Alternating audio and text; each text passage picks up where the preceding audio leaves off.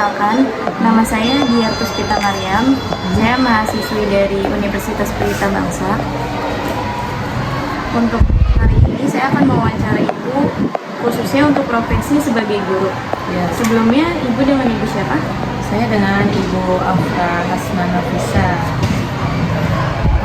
Tinggalnya alamat tinggalnya di sini. Kalau saya kebetulan tinggal di perumahan Villa Kencana, Karang Bahagia. Belajar di sini. Langsung aja ya Bu, untuk pertanyaannya, apa yang membuat Ibu tertarik menjadi seorang guru? Yang membuat tertarik, sebenarnya kalau flashback waktu kecil ya, sempat diingatkan sama mama saya lah. Kamu tuh dulu waktu sekolah dasar pernah ngomong kata cita-cita pengen jadi guru bahasa Indonesia, tapi ya beranjak besar gitu ya, lambat laun ya, yang namanya anak kecil kadang kan berubah-ubah ya tuh ya ambisinya ya. Sempat pengen jadi analis dulu, terus sempat juga pengen jadi apa sih, penerjemah bahasa Inggris pernah dulu kan ya. Cuma sebenarnya saya itu waktu lulus SMA, berhubung ketika lulus umur belum 17, masih muda. Sedangkan kan kalau mau kerja ke perusahaan itu kan minimal 18 tahun ya, dan punya KTP. Nah, jadi sedangkan saya belum punya KTP pada saat itu. Akhirnya daripada nganggur, ditawarin lah saya ngajar tuh, ngajar TK, RA, sembari kuliah gitu. Akhirnya selama menjalankan tugas sebagai guru TK ya menikmati kan, oh ternyata seperti ini ngajar. Terus selama kuliah itu saya nggak mudah puas hanya ngajar TK saja. Jadi saya tuh mengambil kayak ngajar les, itu pun dengan berbagai macam mata pelajaran pada saat itu. Jadi selama beberapa tempat saya jalanin dan saya merasa enjoy, jadilah muncul minat tuh. Dan muncul rasa gimana ya, karena kan dulu sempat ada picky ya, gimana ya kalau ke anak kecil tuh gitu gimana menghadapi anak-anak gitu ya. Alhamdulillah sih dengan dari rasa enjoy itu jadi muncul minat, dan alhamdulillah tertarik untuk melanjutkan lah profesi tersebut. Kurang lebih seperti itu sih. Kalau untuk latar belakangnya boleh ceritakan sedikit ya Bu, latar belakang pendidikan Ibu. Kalau latar belakang, nah balik lagi ke yang tadi ya, waktu ketika masa sekolah sempat berubah-ubah ambisi, cita-cita. Sebetulnya saya tuh waktu SD cuma sampai kelas 5 SD aja Kak. Nah, karena waktu SD itu saya kan paginya sekolah SD, terus siangnya saya MI. Nah, berhubung di MI itu zaman dulu itu hanya sampai kelas 5, terus kita tuh ada di MI-nya itu menyelenggarakan ujian nasional, jadi disetarakan dengan kelas 6. Maka dari itu, saya kelas 5 MI, saya langsung ikut ujian Kak. Lulus kan, tuh dapat ijazah, ditawarin lah sama guru MI-nya. Kamu mau langsung daftar ke SMP apa mau balik lagi ke kelas 6, melanjutkan kelas 6 di SD? Terus saya bilang, saya mau lanjutin ke SMP aja. Jadi kalau kata Imam men-challenge diri gitu loh. Kayak gitu. Akhirnya ketika daftar lolos. Jadinya saya tuh meninggalkan kelas 6 SD saya. Ibaratnya drop out lah. Saya nggak punya ijazah SD. Nah, langsung ke SMP. Ke SMP negeri, lalu ke SMA. Nah, dari SMA itu mungkin kalau SMA mah kan banyak pengaruh. Mungkin dari jurusan juga, jurusan IPA kan dulu ya. Sempat pengen jadi kayak yang kerja di laboratorium tuh, sebutannya ya, analis ya, analis lab gitu. Sempat itu pengen seperti itu. Terus saya juga dulu selama SMA itu kan aktif di kayak ekstrakurikuler bahasa Inggris Kak. Terus jadi sempat menjadi perwakilan sekolah juga buat lomba tingkat kabupaten itu di bahasa Inggris. Nah, karena saya punya pengalaman di situ, menang lomba juga, jadinya sempat tuh kepengen jadi guru bahasa Inggris dulu ya. Makanya ketika sembari mengajar TK itu saya mengambil les bahasa Inggris sebagai guru les gitu.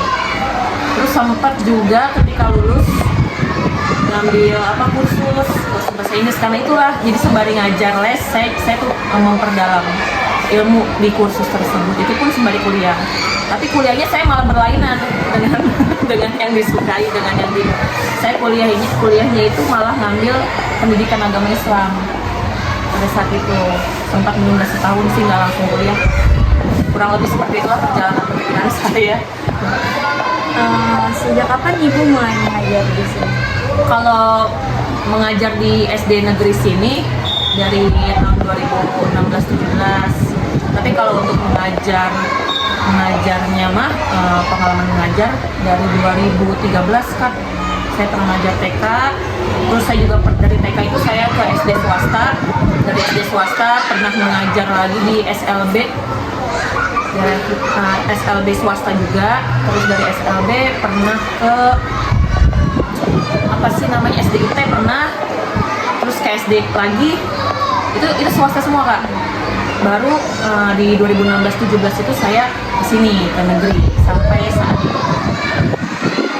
Untuk tantangan terbesar ibu dalam mengajar, Tantangan terbesar mungkin mengikuti zaman kali ya. Kalau zaman dulu kan belum secanggih sekarang nih. Jadi paling tantangan terbesarnya itu penyesuaian terhadap IT. Ya, tapi ya sebagai guru ya kita memang harus update dan upgrade ya. Gak mungkin dong kita ketinggalan apa namanya istilahnya anak zaman sekarang kan lebih jago nih IT-nya ya, kita juga harus merasa tertantang, harus lebih bisa lah mengikuti zaman pada saatnya. Paling di IT kita harus menguasai, paling gitu aja sih. bagaimana cara ibu menjaga semangat dan motivasi saat mengajar? Yaitu tadi dari kita merasa tertantang tadi terhadap perkembangan zaman, perkembangan ilmu pengetahuan dan teknologi, ya paling menjaga semangat belajar sih Kak. Sama bagaimana kita menjadi seorang yang bermanfaat bagi sekitar. Kalau untuk tentang siswa nih Bu, bagaimana ibu menghadapi siswa yang sulit diatur dan kurang semangat belajar? Ya paling kalau misalnya ada kasus seperti itu, kita nggak langsung memberi evaluasi ya. Mungkin kita cari tahu dulu latar belakang keluarganya, latar belakang bagaimana pendidikannya di rumah. Kita komunikasi dengan orang tua. Ini pernah ada bagaimana keseharian si anak tersebut.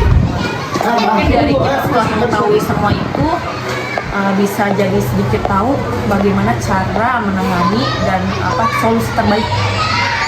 Mungkin bisa kita ajak ngobrol secara pribadi gitu kan. Untuk tentang siswa lagi nih Bu, bagaimana cara ibu membuat pelajaran menjadi menarik bagi siswa? Kalau untuk bagaimana mengelola KBM, paling ya seperti tadi kayak memanfaatkan IT ya kayak bisa mengkolaborasikan dengan gamifikasi, memasukkan permainan ke dalam pembelajaran. Jadi anak itu belajar tapi bermain tapi sambil belajar. Dan misalnya penggunaan infocus, anak kan kadang visualnya masih kuat ya Kak. Jadi mengkolaborasikan ya kayak video, terus game itu bisa memantik semangat anak, bahkan jadi semakin penasaran terhadap pembelajaran. Kalau untuk ibu sendiri, bagaimana ibu menilai keberhasilan dalam mengajar? Kalau bagi saya pribadi sih melihat anak-anak siswa enjoy, terus senang ketika belajar, terus aktif, itu bagi saya udah menjadi suatu keberhasilan menurut saya. Apa harapan ibu terhadap sistem pendidikan di Indonesia? Untuk sistem pendidikan ya mungkin kayak dari segi kurikulum yang sedang berjalan, kan mungkin agak gimana sih kemarin pas waktu pandemi itu kan masih lagi masa-masanya jelas itu mungkin dari segi pergantian kurikulum saja agak menjadi tantangan sih terhadap anak mungkin. Mungkin kalau kita karena kita kan dulu sebagai orang tua juga di sekolah ya masih bisa menyikapi, tapi kan kadang dampak impactnya itu kasih anak terhadap pergantian sistem mungkin agak harus bertahap, jadi agak mungkin kaget kali ya dari segi pembelajaran yang tadinya akan terpadu kan dari satu tema ke tema akhirnya kembali pecah jadi per mata pelajaran. Tapi mungkin kalau menurut saya sih memang lebih baik seperti itu. Kenapa? Karena memang lebih rinci, kita juga lebih fokus mengajar dan anak pun lebih fokus menyimak per mata pelajaran tersebut. Paling harapannya kalau untuk sistem pendidikan sekarang agar lebih dipertahankan dulu mungkin ya sistem kurikulum saat ini, karena lebih ke anak itu lebih rinci gitu kan, jadi anak bisa fokus per mapel gitu. Iya. Ini terakhir ya Bu, apa pesan Ibu untuk anak-anak yang ingin menjadi guru? Yang paling penting sih harus tetap menjaga semangat belajar sih ya, menjaga semangat belajar, fokus itu paling utama.